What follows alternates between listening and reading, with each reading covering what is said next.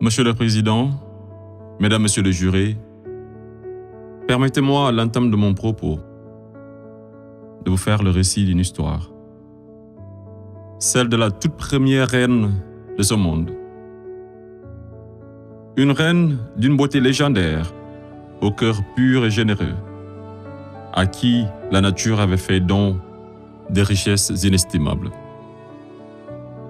Ses enfants étaient nombreux, de vrais génies qui firent la découverte des mathématiques, inventèrent l'écriture, l'art, la médecine, l'architecture et tant d'autres sciences qui ont tracé les prémices du futur. Ils vivaient tous libres et épanouis, jusqu'au jour où la malédiction frappa la reine de plein fouet. L'ange de la mort venait de guider une vieille dame venue des contrées lointaines, dévastées par la sécheresse, qui fut pendant très longtemps à la recherche d'une île autrefois appelée Eldorado. Elle parvint enfin à déposer ses valises aux portes de cette île aux multiples trésors cachés, accompagnée de ses enfants les plus assoiffés, puis songea à construire un cheval de Troie qui sera offert en signe d'amitié, et lui fit don également de nombreux présents, parmi lesquels une boîte de Pandore. Le malheur s'empara alors de ce gigantesque royaume, entraînant la chute de sa reine, la mort de certains et l'exil d'autres des plus valeureux. Ce fut l'effondrement d'une civilisation qui aura duré des décennies, une histoire plagiée et falsifiée. Fin de l'histoire. Monsieur le Président, je mesure combien il est difficile pour un jeune avocat d'Afrique, sans aucune expérience et qui n'a nulle connaissance des affaires géopolitiques, de plaider pour la mère Afrique contre l'une des mafias les plus dangereuses au monde, la France-Afrique. Cependant, quoique trop inférieur à mes adversaires, j'ose espérer que je serai tout de même en mesure de vous exposer clairement les faits, afin que vous n'ignoriez aucune partie de l'objet sur lequel vous êtes appelés à vous prononcer. Je vous prie alors de m'écouter avec bienveillance. Mesdames, Messieurs les jurés, vous n'êtes pas sans savoir que l'Afrique a été réduite à 400 ans d'esclavage, à 250 ans de colonisation. Et aujourd'hui encore, l'Afrique est sous la domination de ces délinquants, ces va-t-en-guerre, criminels en col blanc, ces salauds et mafieux de la pire espèce. Objection! Objection rejetée. Modérez votre langage. Désolé, Monsieur le Président. Le plus grand mal de l'Afrique, je n'ai pas peur de le dire, c'est les multinationales françaises, telles qu'Areva, Bouygues, Bolloré, Total et consorts, qui se cachent souvent derrière les dirigeants français, dont elles financent les campagnes. Et en contrepartie, ces derniers sont tenus de mettre la pression sur certains dirigeants africains, qui, de peur de finir comme un Thomas Sankara, ou un Sylvanus Olympio, ou encore un Muammar Kadhafi, pour ne citer que cela, se voient contraints de leur accorder le plus gros marché, sans passer par aucun appel d'offres, sans oublier toutes les mallettes d'argent qui sont envoyées en direction de l'Élysée, pendant que les pauvres Africains crèvent de faim dans les quartiers délabrés. Et on s'étonne de voir de jeunes Africains désespérés s'embarquer sur le navire de fortune à la quête d'une vie meilleure. Et je vous assure qu'ils sont nombreux parmi ces jeunes à avoir tenté toutes les voies et moyens légaux, mais en vain.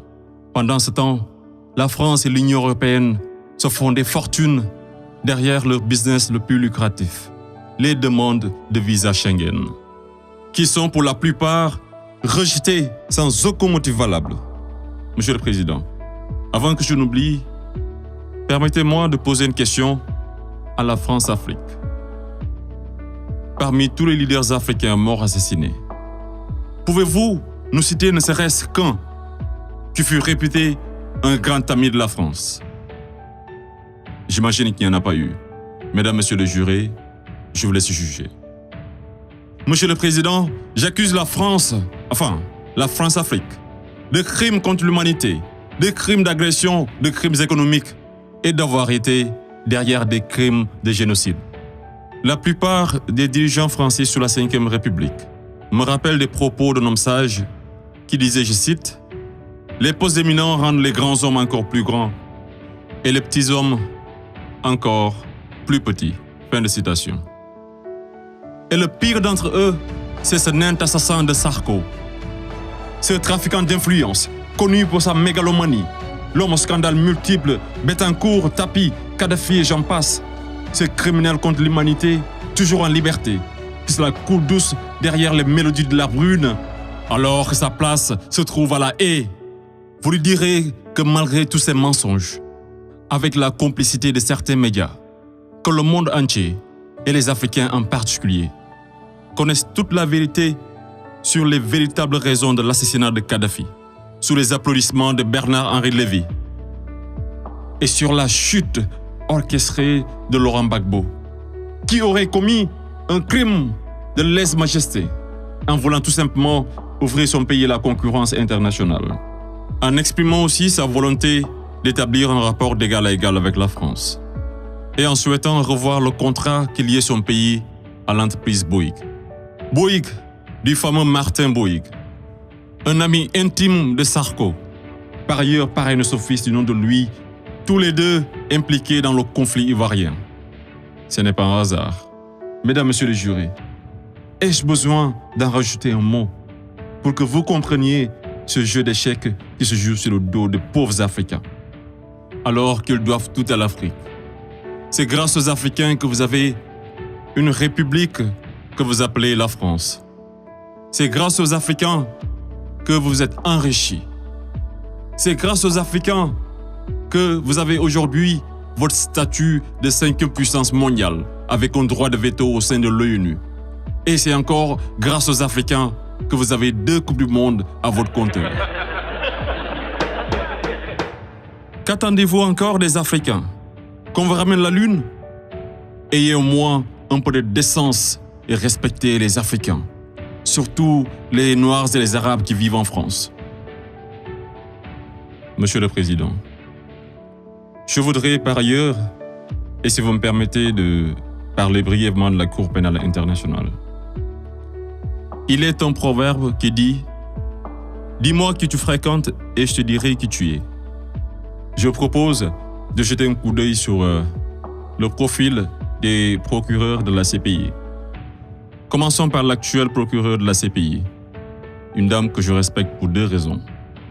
Pour son courage, pour avoir prouvé qu'être une femme et noire ne saurait être un obstacle à la réussite sociale, que la femme noire était capable de s'imposer partout et devant n'importe qui, et pour son combat pour la défense des droits des femmes. Mais devrions-nous faire semblant d'oublier qu'elle fut procureure générale, proche collaboratrice et conseillère juridique du président, et ministre sous l'une des pires dictatures de l'histoire de l'Afrique, sans jamais démissionner? N'est-elle pas comptable de ce régime? Le premier procureur de la CPI, l'Argentin Luis Moreno Ocampo, une haute personnalité dont le nom est impliqué dans les affaires de viol, de corruption, d'abus de pouvoir. Un procureur de la CPI qui détient avec son épouse des entreprises offshore dans les paradis fiscaux des îles Vierges, de Panama et de Belize. Et c'est le même type qui aujourd'hui offre ses services aux personnalités poursuivies par la CPI afin de les aider à échapper au séjour à la haie, moyennant de grosses sommes d'argent. Et tenez-vous qu'ils sont 123 pays à avoir ratifié le traité de Rome. Et sur 10 enquêtes ouvertes, 9 sont africaines. Je me pose la question à savoir, sommes-nous dans une cour pénale internationale ou africaine? Voilà une cour qui représente pour les Occidentaux un instrument d'oppression et de domination des Africains et de leurs dirigeants. C'est pourquoi l'Afrique a besoin d'une cour pénale africaine, par les Africains, rien que pour les Africains et financée par les Africains.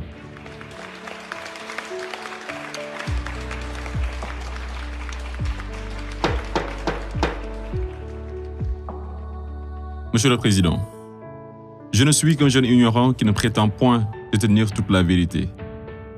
C'est pourquoi je vous apporte des documents qui vous permettront d'y voir un peu plus clair. À l'exemple de cette copie d'une conférence de François-Xavier Verschave intitulée « De la France-Afrique à la Mafia-Afrique ». Je salue également le courage de ces hommes et femmes de valeur qui osent lever leur voix pour défendre les intérêts de l'Afrique. Je pense au grand Kémy Séba avec l'ONG Urgence panafricaine.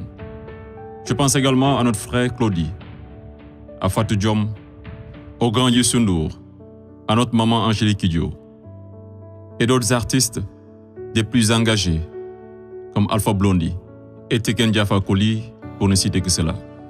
Sans oublier toutes ces personnalités qui œuvrent pour la promotion des jeunes et des femmes, à l'égard du docteur Anta Sané et bien d'autres femmes de valeur. Monsieur le Président, loin de moi l'idée de proliférer des menaces. Mais si par malheur, la France-Afrique est aujourd'hui acquittée, sachez que la jeunesse africaine l'obligera à quitter. Elle se mobilisera davantage et réunira toutes ses forces vives, hommes et femmes de valeur, sans exception d'âge, intellectuels, sportifs de haut niveau, artistes de renommée internationale et sympathisants de l'Afrique. Et tous mèneront une campagne dévastatrice par tous les moyens pacifiques afin de dégager un par un ces béni-oui-oui, présidents marionnettes de la France-Afrique, en faveur de vrais leaders panafricains véridiques qui auront le courage de mettre fin à la domination de cette mafia et qui décideront de la fin de la plus grosse arnaque de l'histoire, le franc CFA.